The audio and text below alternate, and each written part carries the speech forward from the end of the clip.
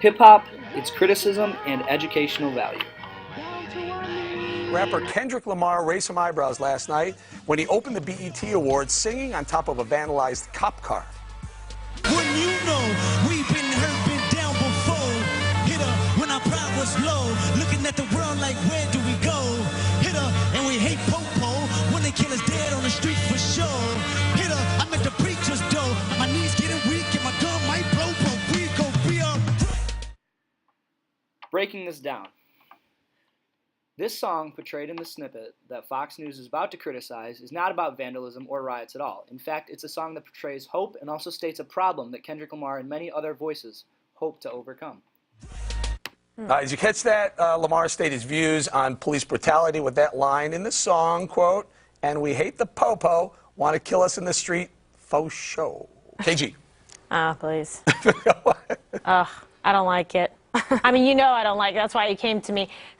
I get it. That's his right to express himself. Let the free market decide. Personally, it doesn't excite me. It doesn't turn me on. It doesn't interest me. I'm not feeling it. Harala, not helpful with those song lyrics. To say the least. Not helpful at Disrespectful. all. This is why I say that hip-hop has done more damage to young African Americans than racism in recent years. This is exactly the wrong message. And then to conflate what happened in the church in Charleston, South Carolina, with these tragic incidents involving excessive force of use of force by cops, is to equate that racist killer with these cops. It is so wrong. It is so counterproductive. It gives exactly the wrong message. It doesn't recognize that a city like Baltimore, where, remember Freddie Gray, they've had a homicide a day since Freddie Gray. No one's protesting that. Baltimore, a tiny city, 7% the size of New York, has just as many murders as New York. You know, we've got to wake up at a certain point and understand what's going on. Dana, timing's everything, and this may be a little too soon. I mean, look at that police It car. incites Vandalized. violence. You sure it was?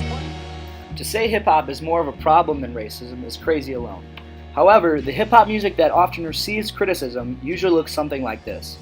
You don't get a good look at the Tupacs, the Kendricks, or the J. Coles in the world because that isn't what gets normally blasted on the radio. Instead, it's a subgenre of hip-hop that most of us see that speaks of money, sex, drugs, and just all-out overindulgence in the bad things of life that gets all of the focus and draws all of the bad attention that hip-hop often receives today. We often don't get to see the unique storytelling and realism some artists portray in some of their music because this is what is focused on. To get some outside help on this subject, I talked to my friends Star and Andrew.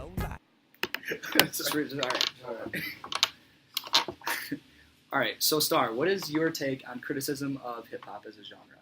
Well, criticism on hip hop is mostly due to the fact that many artists now are mostly focused on drugs, alcohol, and women. They're not really focused on enhancing the youth. You know, only certain artists do that, not majority as a whole. They just focus on jail time, not really something good. Right. So, do you think that hip-hop as an entire genre deserves all the criticism it receives when there's so many subgenres that are a lot more conscious than what is really put out by the main media? Oh no, like I said, like it's only like a few artists. Like there's certain artists that really try to portray that. So, when it comes to hip-hop, it's almost an exclusively explicit genre. There's not many hip-hop artists out there that release unexplicit music unless it's a clean version of a song. Do you think that even with like the violence and the cussing that they're talking about, that there's something to it? Are they actually saying something, or do you think it's just nonsense? I think it depends on the artist, because sometimes a lot of artists are just gonna bullcrap it. They're just gonna talk about, like I said before, drugs and alcohol and nothing really good. But other artists are really gonna try to uplift you. You know, the things that they say, and it includes the cursing. You know, without it, I don't think it reaches its full potential. I understand.